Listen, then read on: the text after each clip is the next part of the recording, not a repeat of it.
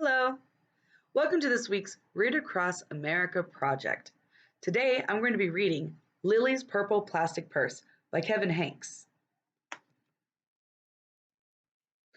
Lily loved school. I love school. She loved the pointy pencils, she loved the squeaky chalk, and she loved the way her boots went clickety clickety click down the long shiny hallways. Lily loved the privacy of her very own desk. She loved the fish sticks and chocolate milk every Friday in the lunchroom. And most of all, she loved her teacher, Mr. Slinger. Girls make everything taste better. Mr. Slinger was as sharp as a tack. He wore artistic shirts, he wore glasses on a chain around his neck, and he wore a different colored tie for each day of the week. Wow, said Lily. That was just about all she could say. Wow. Instead of greeting students or good morning pupils, Mr. Slinger winked and said, Howdy. He thought that desks and rows were old fashioned and boring. Do you rodents think you can handle a semicircle? And he always provided the most tasty snacks, things that were curly and crunchy and cheesy. I want to be a teacher when I grow up, said Lily. Me too, said her friends, Chester and Wilson and Victor.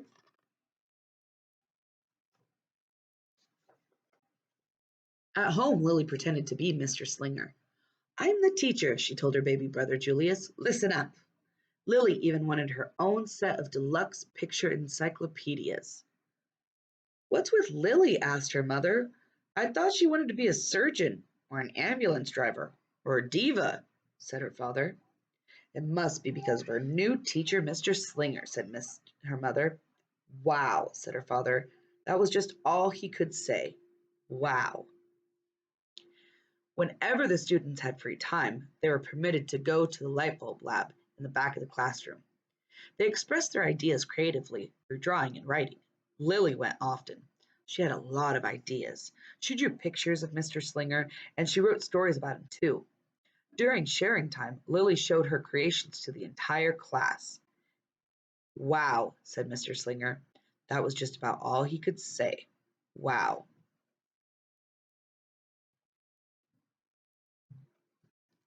And at the very last second, Mr. Slinger saved them all.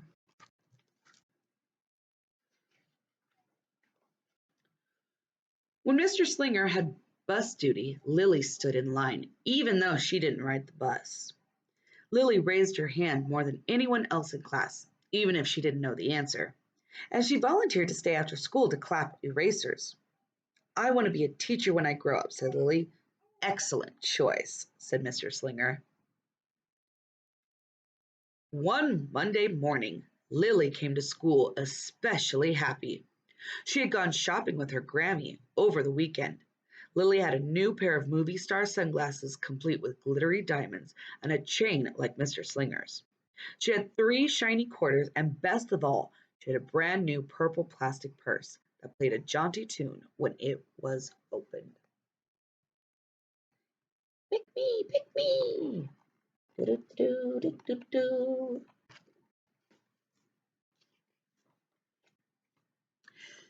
Lily wanted to show everyone. Not now, said Mr. Slinger. Listen to our story. Lily had a hard time listening. Lily really wanted to show everyone. Not now, said Mr. Slinger. Let's be considerate of our classmates. Lily had a hard time being considerate. Lily really wanted to show everyone. Not now, said Mr. Slinger. Wait until recess or sharing time. But Lily could not wait.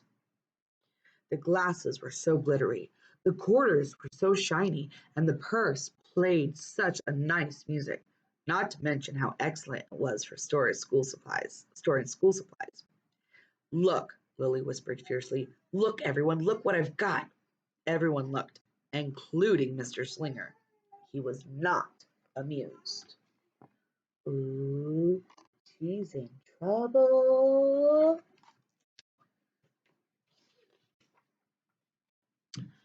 I'll just keep your things at my desk until the end of the day, said Mr. Slinger. They'll be safe there, and then you can take them home. Lily's stomach lurched. She felt like crying. Her glasses were gone, her quarters were gone, her purple plastic purse was gone.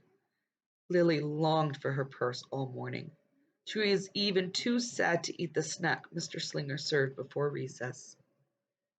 That afternoon, Lilly went to the light bulb lab. She was still very sad. She thought, and she thought, and then she became angry. She thought and she thought and she thought some more, and she became furious. She thought and she thought and she thought a bit longer, and then she drew a picture of Mr. Slinger.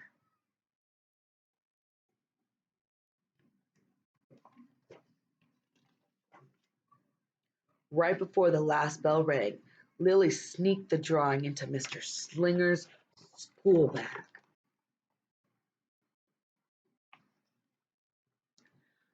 When all the students were buttoned and zipped and snapped and tied and ready to go home, Mr. Slinger strolled over to Lilly and gave her purple plastic purse back.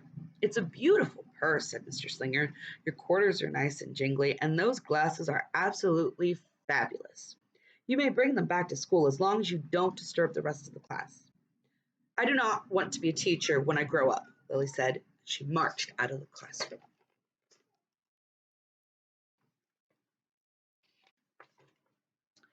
On the way home, Lilly opened her purse. Her glasses and quarters were inside, and so was a note from Mr. Slinger. It said, "Today was a difficult day. Tomorrow will be better." There was also a small bag of tasty snacks at the bottom of the purse. Lily's stomach lurched. She felt like crying.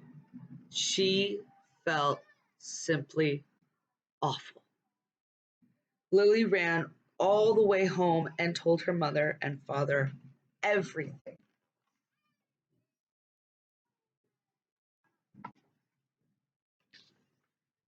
Instead of watching her favorite cartoons, Lilly decided to sit in the uncooperative chair.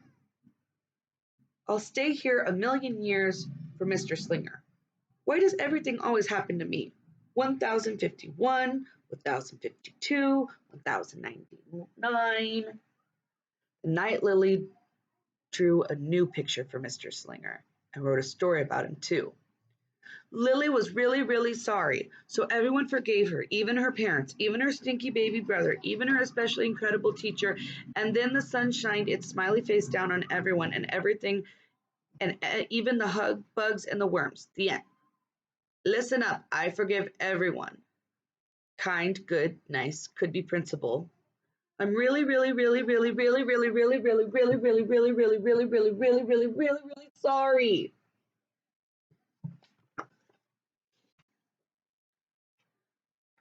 Lily's mother wrote a note, and Lily's father baked some tasty snacks for Lilly to take to school the next day.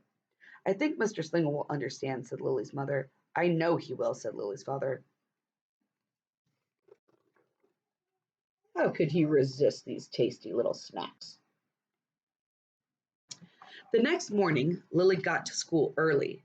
"These are for you," Lilly said to excuse me, to Mr. Slinger, "because I'm really, really, really, really, really, really, really, really, really, really, really, really, really, really, really, really, really sorry." Mr. Slinger read the story, and he looked at the picture, and he read the note, and he sampled the snacks. "Wow," said Mr. Slinger. That was just about all he could say. "See what it says? Do you? Do you? Do you?" "What do you think we should do with this?" asked Mr. Slinger. "Could we just throw it away?" asked Lilly. "Excellent idea," said Mr. Slinger. During sharing time, Lilly demonstrated the many uses and unique qualities of her purple plastic purse, her shiny quarters, and her glittery movie star glasses. She then did a little performance using them as props. "It's called interpretive dance," said Lilly. Mr. Slinger joined in.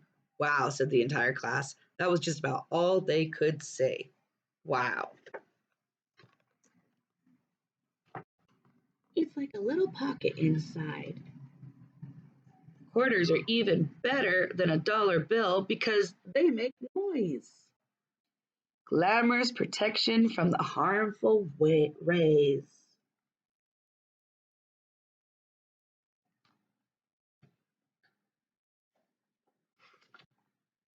Throughout the rest of the day, Lily's purse and quarters and sunglasses were tucked safely inside her desk. She peeked at them often, but did not disturb a soul. Right before the last bell rang, Mr. Slinger served Lily's snacks to everyone's delight. "What do you want to be when you grow up?" asked Mr. Slinger. "A teacher," everyone responded. Lily's response was the loudest. "Excellent choice." Hooray for Mr. Slinger! Yippee! I love cheese girls! As the pupils filed out of the classroom, Lily held her purple plastic purse close to her heart. Mr. Slinger was right. It had been a better day. Lily ran and skipped and hopped and flew all the way home. She was so happy, and she really did want to be a teacher when she grew up.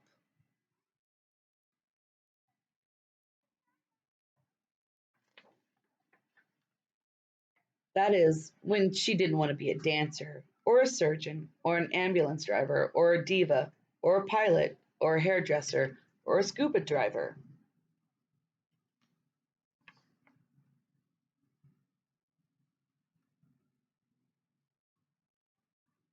The end. Thank you for listening, and please keep reading.